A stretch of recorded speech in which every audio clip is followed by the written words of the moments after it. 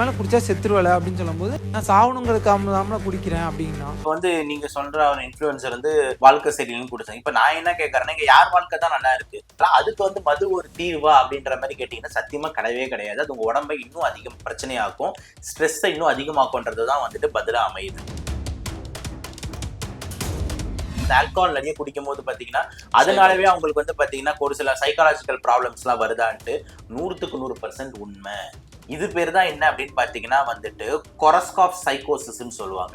பைத்தியம் பிடிச்ச மாதிரி வந்து இங்கே அங்கேயும் ஓடிக்கிட்டு கையில நடுங்கிக்கிட்டு கத்திக்கிட்டு, இதுவும் ஒரு விதமான மனபாதிப்பு தானே. கணையத்துல பிரச்சனைன்றதுனாலயே எல்லாருமே கஷ்டம் அப்படின்ற மாதிரி சொல்லிட்டாங்க. இந்த ஸ்டேஜ் 4 நீங்க வந்து ட்ரீட் பண்ணலன்னா 3 மாதத்துல 6 மாதத்துல இறக்கிறதுக்கு வாய்ப்பு. ஸ்டேஜ் 4 கேன்சரை நீங்க கீமோதெரப்பி பேலியேட்டிவ் கேர்லாம் கொடுத்தீங்கன்னா 3 வருடங்கள் வரைக்கும் போறதுக்கான நல்ல வாய்ப்பு இருக்கு. அதனால வந்து இந்த சைக்காலஜிஸ்ட் கவுன்சிலிங் வந்து வீட்டில் இருக்கிறவங்களே வந்து கொஞ்சம் நல்லா ஆறுதல் சொல்லலாம். வீட்டில் இருக்கவங்களே இந்த மாதிரி எதுக்கு வேஸ்ட்டாக கிடக்கிறான், இவன் எதுக்கு இப்படி இருக்கிறான், உயிர் எடுக்கிறான் போது அது வந்து ரொம்ப டிப்ரெஷன் ஆகும். ஸோ வீட்டில் இருக்கிறவங்க ரொம்ப எமோஷனல் சப்போர்ட் கொடுக்கறது ரொம்ப ரொம்ப முக்கியம்.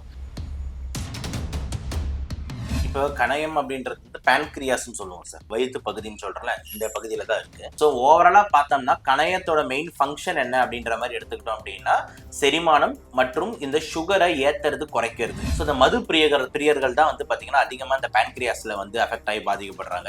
ரெண்டாவது வந்து பாத்தீங்கன்னா கண்டிப்பா நம்ம சிகரெட் தம்மும் வந்து பாத்தீங்கன்னா வந்து இந்த கணையத்துல கேன்சர் உண்டாக்குறதுக்கான சான்சஸ் வந்து அதிகமாவே இருக்கு. ஒரு லோ குவாலிட்டியா வந்து நீங்க வந்து அந்த மாதிரி குடிக்கிறீங்க அப்படின்னும் போது அந்த ஆல்கஹாலோட குவாலிட்டி நல்லா போது இன்னும் சீக்கிரமா பழமை அடையும்.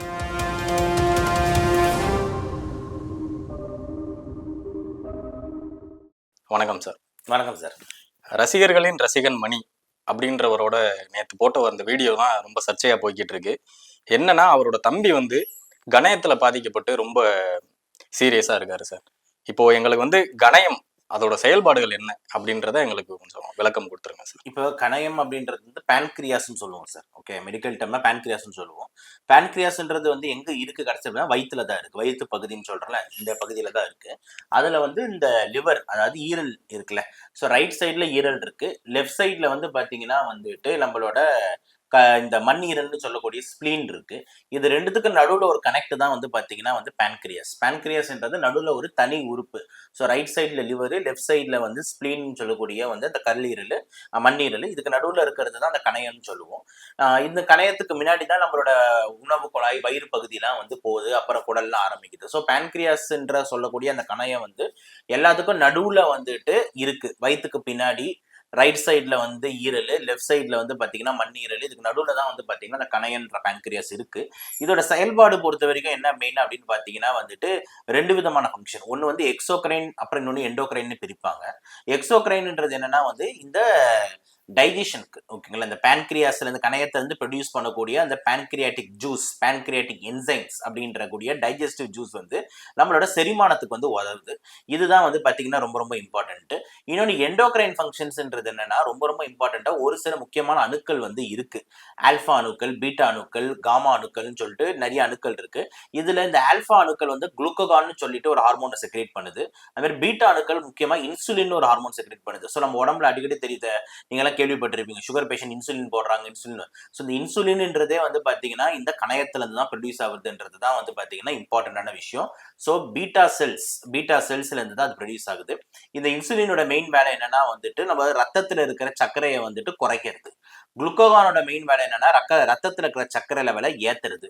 ஸோ ஓவராலா பார்த்தோம்னா கணையத்தோட மெயின் ஃபங்க்ஷன் என்ன அப்படின்ற மாதிரி எடுத்துக்கிட்டோம் அப்படின்னா செரிமானம் மற்றும் இந்த சுகரை ஏத்துறது குறைக்கிறது. அதை வந்து கணையம் தான் மெயினா பண்ணுதுன்றது தான் இம்பார்ட்டன்டான பாயிண்டா இருக்கு. இப்போ அந்த கணையம் வந்து எதனால சார் பாதிக்கப்படுது, அது காரணமா நம்ம என்ன சொல்லலாம் சார்? ரொம்ப ரொம்ப இம்பார்ட்டன்ட் கணையக்க பாதிப்பு அப்படின்னு எடுத்துக்கிட்டீங்கன்னா வந்து நம்மளோட கெட்ட பழக்கங்கள் வந்து முதல் இடத்துல வருது.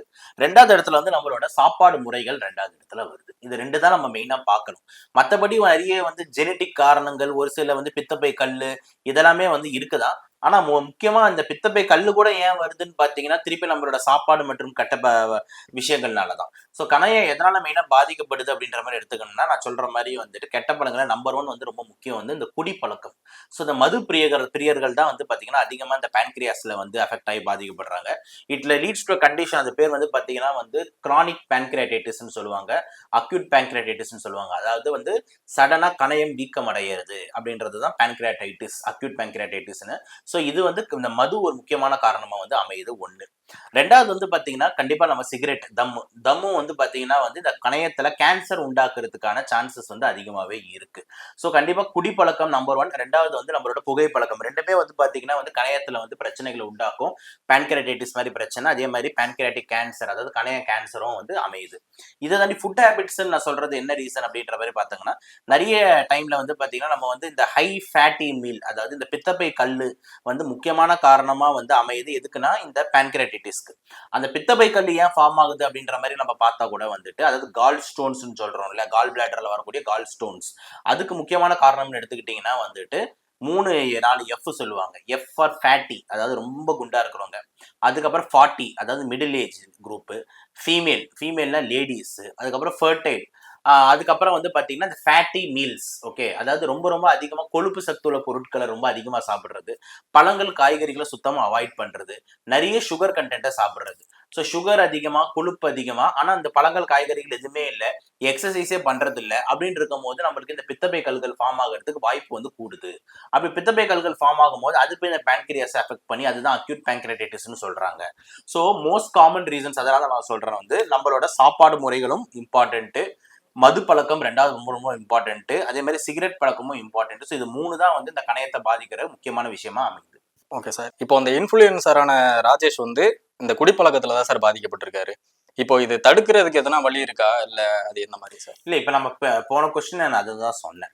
முக்கியமான காரணம் வந்து மது அப்படின்னு சொன்னேன். நீங்களும் அதையே தான் வந்து நீங்களும் வந்து கேள்விகளா வந்து அந்த இன்ஃப்ளூயன்சரே சொல்லியிருக்காரு அப்படின்ற மாதிரி வச்சிருக்கீங்க. அப்ப இதுல இருந்தே ரொம்ப கிளியரா தெரியுது நம்ம சொல்றதும் ஒண்ணுதான், அதே மாதிரி பாதிக்கப்பட்டவங்க சொல்றதும் ஒண்ணுதான் அப்படின்ட்டு. இதுதான் சயின்ஸ். ஏன்னா வந்து மெடிக்கல் சயின்ஸ் வந்து பாத்தீங்கன்னா எல்லாமே ப்ரூஃப், எல்லாமே வந்து பாத்தீங்கன்னா அடிப்படை ஆதாரம். இத்தனை பேஷண்ட்ஸ்ல பார்த்துட்டு அந்த ப்ரூஃப் தான் புக்ஸ்ல வந்து வருது. அதை தான் வந்து டாக்டர்ஸ் படிச்சுட்டு நம்ம பேசுறோன்றதுனால எந்த விதமான வந்து தவறா போறதுக்கு வாய்ப்பு வந்து இருக்காது. அதனாலதான் நான் சொல்றேன் குடிப்பழக்கம் தான் முக்கியமான பழக்கம் அப்படின்றதுனால வந்துட்டு இவர் சொல்றது வந்து 100% வந்து கண்டிப்பா உண்மைதான். ஆல்கஹாலை பொறுத்த வரைக்கும் வந்துட்டு நம்ம எடுக்கும் போது கணையம் பாதிக்கப்படுது.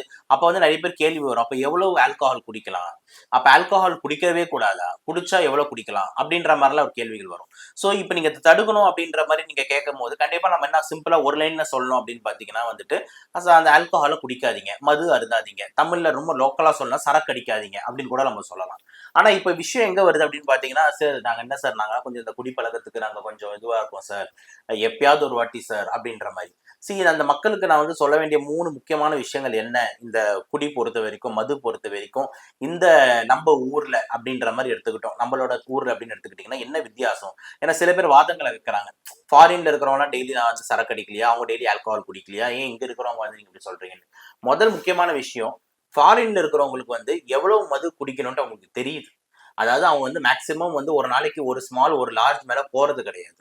ஆனா இங்க வந்து பாத்தீங்கன்னா மது கிடைச்சா போதும்ட்டு டெய்லி ஒரு குவார்டர், டெய்லி ஒரு ஹாஃப்னு சொல்லிட்டு குடிமகன்கள் வந்து பயங்கரமா மது பிரியர்கள்னு சொல்றாங்க. இப்போ பயங்கரமா குடிக்கிறாங்க. இது ஒண்ணு. ரெண்டாவது வந்து பாத்தீங்கன்னா வந்துட்டு நம்மளோட பாடியோட மெக்கானிசம் வேற, வெள்ளக்காரனோட பாடியோட மெக்கானிசம் வேற. ஸோ ஃபாரினோட சேம் மெட்டபாலிசம் நம்மளுக்கு வரும்னு சொல்ல முடியாது. ஸோ இதுவும் ரெண்டாவது ரொம்ப ஆபத்து. இதெல்லாம் தாண்டி முக்கியமான 3வது விஷயம் என்ன அப்படின்னா மதுவோட குவாலிட்டி.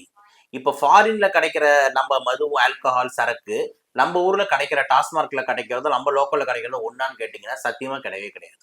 குவாலிட்டி வந்து பயங்கர சேஞ்ச் இருக்கு. அப்போ நான் என்ன சொல்றேன்னா ஒரு லோ குவாலிட்டியா வந்து நீங்க வந்து அந்த மாதிரி குடிக்கிறீங்க அப்படின்னும் போது அந்த ஆல்கஹாலோட குவாலிட்டி நல்லா இல்லைன்னும் போது இன்னும் சீக்கிரமா பழமை அடையும். ஃபாரின்ல இருக்கிறவங்க குவாலிட்டியில இருந்தா கொஞ்சம் பரவாயில்லையா போகும். ஸோ ரொம்ப மோசமா யூஸ் பண்றோம்னா சீக்கிரமா வந்து நம்மளுக்கு செயல் அடைக்கும். ஸோ இப்போ எக்ஸாம்பிள் நீங்களே பாருங்க, கள்ளச்சாராயம் குடிக்கிறாங்க, எத்தனை பேர் இறக்குறாங்க, கள்ளச்சாராயம் குடிச்சாங்க இறந்துட்டாங்க, கள்ளச்சாராயம் குடிச்சாங்க. ஏன் அதெல்லாம் வந்து மெத்தில் ஆல்கஹால் மோசமான குவாலிட்டி. அந்த மாதிரி வந்துட்டு இந்த டாஸ்மார்க்ல இருக்கிற எத்தில் ஆல்கஹாலா இருந்தாலும் குவாலிட்டி வந்து இன்டர்நேஷனல் ஸ்டாண்டர்ட்ஸ்க்கு மேட்ச் ஆகுமா இல்லையான்ட்டு உங்க மனசாட்சிக்கே தெரியும். ஸோ மோசமான குவாலிட்டி. அதே மாதிரி பாத்தீங்கன்னா வந்து குடிமகன்கள் எவ்வளவு குடிக்கணும்னு தெரியாம குடிக்கிறது கண்மூடித்தனமா.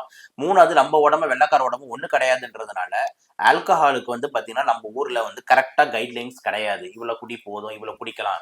ஸோ நம்மளோட அட்வைஸ் என்னவா இருக்குன்னா முதல்ல குடியை நிறுத்துங்க, தேவையே இல்லை. ஓகேங்களா, இதுதான் ரொம்ப ரொம்ப முக்கியமான விஷயமா இருக்கு. எப்பயாவது ஒரு வாட்டி ரெக்ரியேஷன் குடிக்கிறேன் அப்படின்ற அளவுக்கு உங்க மனசு வந்து ரொம்ப ஸ்ட்ராங்கான மனசு அப்படின்னு இருந்ததுன்னா பிரச்சனை கிடையாது. ஆனா இங்க இருக்கிற முக்காவாசி பேர் எந்த நல்ல விஷயமா இருந்தாலும் சரி, கெட்ட விஷயமா இருந்தாலும் சரி, பண்டிகைனாலும் சரி, இளவுனாலும் சரி, எது நடந்தாலுமே உடனே குடியை வந்து ஒரு காமன் ஃபேக்டரா கொண்டு வர்றது வந்து ரொம்ப தவறான விஷயம். அதனால ஆல்கஹாலை ஸ்டாப் பண்றது தான் வந்து இந்த கணையத்தை சேஃப்கார்ட் பண்றதுக்கு முக்கியமான ஒரு பாயிண்டா இருக்குன்றதுல மாற்றுக்கிறதே கிடையாது. Okay sir. இப்போ ஒரு விஷயத்த மறக்கிறதுக்காக தான் நான் குடிக்கிறேன் அப்படின்ற மாதிரியும் சொல்லுவாங்க. இப்போ நம்ம பேசிட்டு இருந்த அந்த ராஜேஷ்மே அவரோட கல்யாண வாழ்க்கை செட் ஆகல அப்படின்றதுனாலதான் அவர் அதே குடிப்பழக்கத்துக்கு போனாரு அப்படின்றாங்க. இப்போ இது வந்து அன்ஸ்டேபிள் ஆகி அவங்க வந்து டிப்ரெஷன் ஸ்ட்ரெஸ்ஸுக்கு எல்லாம் போறாங்க. இப்போ இதுவே இன்னும் கொஞ்சம் முத்துச்சுன்னா அது வந்து சைக்காலஜிக்கலா பாதிக்கப்படுவாங்களா சார்? கண்டிப்பா. இப்ப வந்து நீங்க சொல்ற ஒரு இன்ஃப்ளூயன்சர் வந்து வாழ்க்கை சரியில்லைன்னு குடிச்சாங்க. இப்ப நான் என்ன கேட்கறேன்னா, இங்க யார் வாழ்க்கை தான் நல்லா இருக்கு? இந்த ஊர்ல வந்துட்டு யார் வாழ்க்கை தான் நல்லா சூப்பரா இருக்குன்னு சொல்ல முடியும். இப்ப சீஃப் மினிஸ்டர் சார கேட்டா கூட, "எப்ப எனக்கு 1008 டென்ஷன்ப்பா, மழை பெய்யுது, இங்க இது அது" அப்படின்றாரு. கீழ இருக்கிற அமைச்சர்கள் கேட்டாலும் சண்டை பிரச்சனைன்றாங்க. எம்எல்ஏ எதிர்க்கட்சிகளுக்கும் பிரச்சனையா இருக்கு. மக்களுக்கும் பிரச்சனையா இருக்கு. அப்ப நான் என்ன சொல்றேன்னா, வாழ்க்கையில பிரச்சனைன்றது வந்து பாத்தீங்கன்னா வந்து நம்ம வாழ்க்கையில ஒரு அங்கம். எல்லாருக்குமே ஸ்ட்ரெஸ், டென்ஷன், பிரச்சனைன்றது நடக்கதான் செய்யும். சோ அப்படின்னு இருக்கிறதுனால அதுக்கு வந்து மது ஒரு தீர்வா அப்படின்ற மாதிரி கேட்டீங்கன்னா சத்தியமா கிடையவே கிடையாது. அது உங்க உடம்பை இன்னும் அதிகம் பிரச்சனையாக்கும். ஸ்ட்ரெஸ்ஸை இன்னும் அதிகமாக்கும்ன்றதுதான் வந்துட்டு பதிலா அமையுது. ஓகே. சோ நம்மளோட பதில அந்த இடத்துல என்ன இருக்குன்னு 2வது நீங்க கேட்ட கேள்வி என்னன்னா, அந்த ஆல்கஹால் நிறைய குடிக்கும் போது பாத்தீங்கன்னா அதனாலவே அவங்களுக்கு வந்து பாத்தீங்கன்னா ஒரு சில சைக்காலஜிக்கல் ப்ராப்ளம்ஸ் எல்லாம் வருதான்ட்டு 100க்கு 100% உண்மை. இது பேர் தான் என்ன அப்படின்னு பாத்தீங்கன்னா வந்துட்டு கொரஸ்காஃப் சைக்கோசிஸ்ன்னு சொல்லுவாங்க. அதாவது இந்த மது அதிகமா இருந்தவங்களுக்கு வந்து இந்த விட்டமின் B1, B12 இதெல்லாம் ரொம்ப கம்மியாயிடுது. அப்படி கம்மியாகும் போது பாத்தீங்கன்னா அதுவே ஒரு மென்டல் ஸ்டேட்டஸ் மாதிரி வந்து ஒரு மென்டல் மாதிரி வந்து நம்மள வந்து ஆக்கி விடுறது. அதுதான் கொரஸ்காஃப் சைக்கோசிஸ்ன்னு சொல்லுவோம். 1. 2வது இந்த ஆல்கஹால் குடிக்கிறவங்களோட பிரெயினையும் ஆல்கஹால் குடிக்காதவங்களோட பிரெயினையும் 2 பேரையும் வந்துட்டு எம்ஆர்ஐ எடுத்து கம்பேர் பண்ணி பார்த்தா நிறைய வருடம் இந்த மது டெய்லி அருந்துறவங்களுக்கு இந்த மூளையில இருக்கக்கூடிய அந்த கிரே மேட்டர் ஒயிட் மேட்டர்னு சொல்லக்கூடிய அந்த மூளை சைஸே குறைஞ்சிருக்கு. அப்ப அந்த ஆல்கஹால் வந்து பாத்தீங்கன்னா மூளையோடைய சைஸையே குறைக்குதுன்னா அந்த முக்கியமான இருக்கிற அணுக்களையே குறைக்குதுன்னா இது பேரு தான் ஆல்கஹால் ரிலேட்டட் டிமென்ஷியான்னு சொல்லுவோம். அதாவது ஞாபக மருதி ரொம்ப அதிகமா இருக்கும், செயல்பாடு கரெக்டா இருக்காதுன்ட்டு. இன்னொரு ப்ராப்ளம் என்னன்னா இந்த ஆல்கஹால் அதிகமா குடிச்சிட்டு ஒரு நாள் இப்ப இந்த விடுமுறை எல்லாம் மூடிடுறாங்க தெரியுமா? இன்னைக்கு ஆல்கஹால் கிடையாது, இன்னைக்கு வந்து காந்தி ஜெயந்தி, இன்னைக்கு வந்து டாஸ்மார்க் கிடையாது, இன்னைக்கு அம்பேத்கர் ஜெயந்தி, இப்படி எல்லாம் மூடும் போது பாத்தீங்கன்னா அன்னைக்கு ஒரு நாள் குடிக்கலன்னா கூட இவங்க உடனே வந்து விட்ரால் எஃபெக்ட்ஸ்க்கு போறாங்க. விட்ரால் எஃபெக்ட்ஸ் அந்த சரக்கு அன்னைக்கு அன்னைக்கு ஒரே வந்து பாத்தீங்கன்னா வந்துட்டு பைத்தியம் பிடிச்ச மாதிரி வந்து இங்கே அங்கேயும் ஓடிக்கிட்டு கையில நடுக்கிக்கிட்டு கத்திக்கிட்டு இதுவும் ஒரு விதமான மனபாதிப்பு தானே. சோ நான் என்ன சொல்றேன்னா ஆல்கஹால் அதிகமா குடிக்கும் போதும் மனபாதிப்பு தானா வருது அந்த சைக்கோசிஸ்னால. ஆல்கஹால் இல்ல அப்படின்ற மாதிரி தான் ஆல்கஹால் விட்ராலுக்கு போகுது. அப்ப நான் என்ன சொல்றேன்னா ஆல்கஹால் இல்லாம ஆல்கஹால் விட்ராலுக்கு எப்ப போகுது? நீ daily daily daily daily daily குடிச்சு உடம்பு அந்த மாதிரி டியூன் பண்ணி கெடுத்து வச்சிருந்தீங்கன்னா அது இல்லாம ஒரு நாள் கூட இருக்க முடியாது. அப்ப டெய்லி டெய்லி டெய்லி டெய்லி குடிக்கிற அடிக்ஷன் எதுக்குன்னு கேட்கறேன். அப்ப இந்த இடத்துல நான் சொல்றேன் நம்ம ஊர் ஆண்களுக்கு குடிக்க தெரியாது, தயவு செஞ்சு நீங்க வந்து இந்த குடிப்பழக்கத்துக்கிட்ட போவாதீங்கன்றது தான் நம்மளோட பதிலா இருக்கு. Okay sir. இப்போ கணையம் பாதிக்கப்பட்டவங்களுக்கு ட்ரீட்மெண்ட் இருக்கா சார்?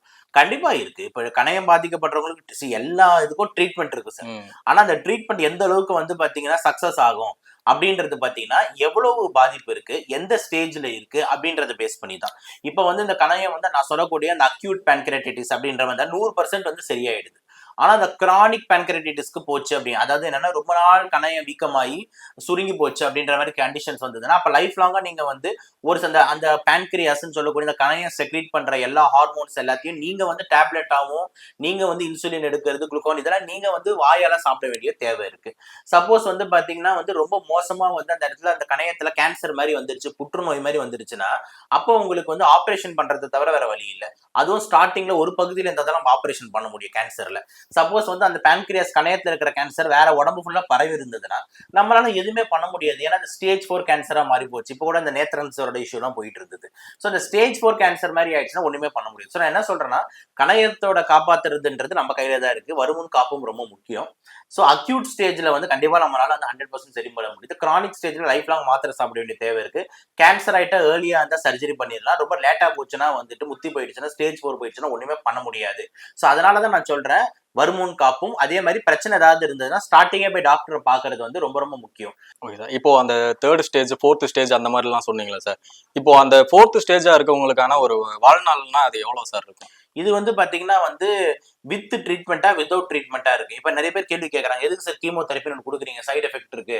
இப்ப கூட ஒரு டாக்டர் கேஸ் நடந்தது நம்மளோட கிங்ஸ் மருத்துவமனையில வந்துட்டு ஒரு புற்றுநோய் டாக்டரை வந்து பாத்தீங்கன்னா ஒரு சாமானிய பையன் வந்து எல்லாம் குத்துன்னு குத்திட்டு போயிட்டாரு டாக்டரை. ஒரு பெரிய சென்சேஷன் ஆச்சு. சோ இது வந்து பாத்தீங்கன்னா அந்த கீமோதெரப்பி சைடு எஃபெக்ட்ஸ்ன்ற மாதிரி. அப்ப நிறைய மக்கள் கேட்கறாங்க, ஏன் அப்ப இந்த கீமோதெரப்பி கொடுக்குறீங்க, இவ்வளவு சைடு எஃபெக்ட் இருக்குன்ட்டு. சிம்பிள் ஆன்சர் இவ்வளவுதான். இப்போ வந்து நீங்க ஸ்டேஜ் 4 கேன்சர்னா நீங்க ட்ரீட்டே பண்ணல, கீமோதெரப்பி எதுவுமே கொடுக்கல அப்படின்ற மாதிரி இருந்ததுன்னா பேஷண்ட் ஒரு 2 மாதம் 3 மாதம் அப்படின்ற டைம்ல இறந்துடுறாங்க. ஒரு சில கேன்சர்ல 6 மாசத்துல இறந்துடுறாங்க. ஆனா கீமோதெரபி கொடுக்கும்போது பாத்தீங்கன்னா வந்துட்டு இன்னும் கொஞ்சம் உங்க லைஃப் ப்ரொலாங் ஆகுது. ஏன்னா அந்த கேன்சரோட வளர்ச்சியை கொஞ்சம் குறைக்குதுன்னும் போது 3 மாசம் வாழக்கூடியவங்க வந்து பாத்தீங்கன்னா 1.5 வருஷம் 2 வருஷம் வாழலாம், 3 வருஷம் வாழலாம். ஓகேங்களா? சோ அந்த 2-3 இயர்ஸ் எக்ஸ்ட்ரா டைம் நம்மளுக்கு கொடுக்கறது தான் வந்துட்டு நம்மளுக்கு வந்து இது இருக்கு. சோ நான் சிம்பிளா உங்க கேள்விக்கு ஆன்சர் டைரக்டா சொல்லணும்னா, இந்த ஸ்டேஜ் 4 நீங்க வந்து ட்ரீட் பண்ணலனா 3 மாதத்துல 6 மாதத்துல இறக்கறதுக்கு வாய்ப்பு. ஸ்டேஜ் 4 கேன்சரை நீங்க கீமோதெரபி, பாலியேட்டிவ் கேர்லாம் கொடுத்தீங்கன்னா 3 வருடங்கள் வரைக்கும் போறதுக்கான நல்ல வாய்ப்பு இருக்கு. இப்போ மென்டலி டிஸ்டர்ப் ஆயிருக்க ஒரு பர்சன் வந்து அவங்களுக்கு வந்து ஒரு எமோஷனல் சப்போர்ட் கிடைச்சா அவங்களுக்கு கொஞ்சம் நல்லா இருக்குமா சார்? கண்டிப்பா இது பேர் தான் வந்து பாத்தீங்கன்னா ரீஹபிலிட்டேஷன் சொல்லுவாங்க. ரீஹபிலிட்டேஷன் அப்படின்றது என்னன்னா வந்துட்டு இப்ப எக்ஸாம்பிள் குடிப்பழக்கத்துல இருக்காங்கன்னா அந்த குடிப்பழக்கத்தை விடுறதுக்கு வந்துட்டு இந்த ரீஹபிலிட்டேஷன் சென்டர் முகாம்கள் இருக்கு. அங்க போய் நம்ம தங்கி நம்ம வந்து பாத்தீங்கன்னா வந்து இருந்தோம் அப்படின்னா அங்க வந்து அவங்களுக்கு வந்து அவங்க எமோஷனல் சப்போர்ட் இதெல்லாம் வந்துட்டு எப்படி இதை விடுறது, ரிக்ரியேஷன்ஸ் இதெல்லாம் பண்ணுவாங்க ஒண்ணு. ரெண்டாவது, சப்போஸ் நீங்க வந்துட்டு குடிப்பழக்கத்தை வந்துட்டு விடணும் அப்படின்னும் போது உங்களுக்கு இந்த சைக்காலஜிஸ்டோட கவுன்சிலிங், சைக்கியாட்ரிஸ்டோட கவுன்சிலிங் வந்து தேவைப்படுது. குடிப்பழக்கத்தை தாண்டி இப்ப வந்து இந்த கணையத்துல கேன்சர் இருக்கு, இந்த கணையத்துல இவ்வளவு ப்ராப்ளம் இருக்கு, ரொம்ப நாளா வந்து இந்த பிரச்சனை போயிட்டு இருக்கு அப்படின்லாம் இருக்கும் போது கண்டிப்பா சைக்காலஜி அவங்களுக்கு பேஷண்ட் நீங்க யோசிச்சு பாருங்க. நான் ஒரு பேஷண்ட், இப்ப நான் ஒரு கேன்சர் இதுல அவஸ்தாப்பட்டு இருக்கேன், 2-3 வருஷமா இதே இதுலதான் இருக்கேன்னா கண்டிப்பா என் மனசு லெவல்ல ரொம்ப சோர்வு இருக்கும். என்னடா இது லைஃப், இதுக்கு நம்ம செத்தே போயிடலாமே தினம் தினம் இருக்கிறதுக்கு அப்படின்ற மாதிரி. அப்ப அந்த டைம்ல வந்து எமோஷனலா ஒருத்தர் உட்காந்து யூ ஹேவ் டு ஃபைட்ரா, உன்னால முடியும் அப்படின்ட்டு ஊக்க வைக்கிறதுக்கு ஒரு சைக்கோ தெரப்பி, ஒரு சைக்காலஜிஸ்ட் கவுன்சிலிங் கண்டிப்பா தேவை. அதனால வந்து இந்த சைக்காலஜிஸ்ட் கவுன்சிலிங் வந்து வீட்டுல இருக்கிறவங்களே வந்து கொஞ்சம் நல்லா ஆறுதல் சொல்லலாம். வீட்டுல இருக்கவங்களே இந்த மாதிரி எதுக்கு வேஸ்டா கிடக்குறான், இவன் எதுக்கு இப்படி இருக்கிறான், உயிர் எடுக்கிறான் போது அது வந்து ரொம்ப டிப்ரெஷன் ஆகும். ஸோ வீட்டுல இருக்கிறவங்க ரொம்ப எமோஷனல் சப்போர்ட் கொடுக்கறது ரொம்ப ரொம்ப முக்கியம். ரெண்டாவது வந்து பாத்தீங்கன்னா வந்து சைக்காலஜிஸ்ட் கிட்ட போறது ரொம்ப ரொம்ப முக்கியம்.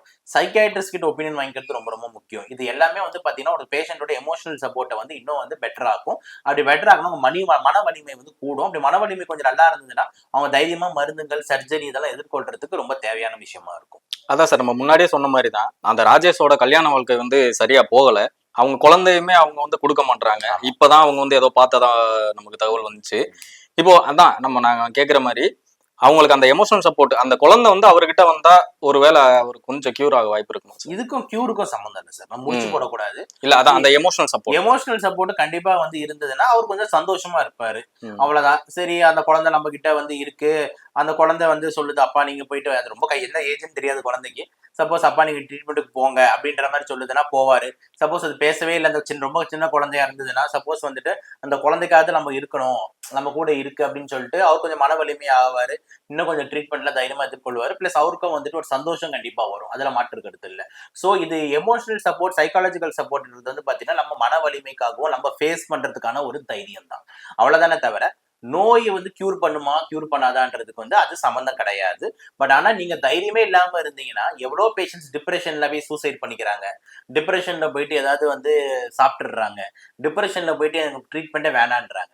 ஸோ இந்த மாதிரி விஷயம்லாம் மன வலிமை வந்து கண்டிப்பா கொடுக்கன்றோம். இந்த சைக்காலஜிக்கல் கவுன்சிலிங்ன்றதுல மாற்று கருத்து இல்லை. ஓகே சார், இவ்வளவு நேரம் நாங்க கேட்ட கேள்விக்கு ரொம்ப அழகா பதில் சொன்னீங்க சார். ரொம்ப நன்றி சார். வாய்ப்புக்கு நன்றி சார். தேங்க்யூ.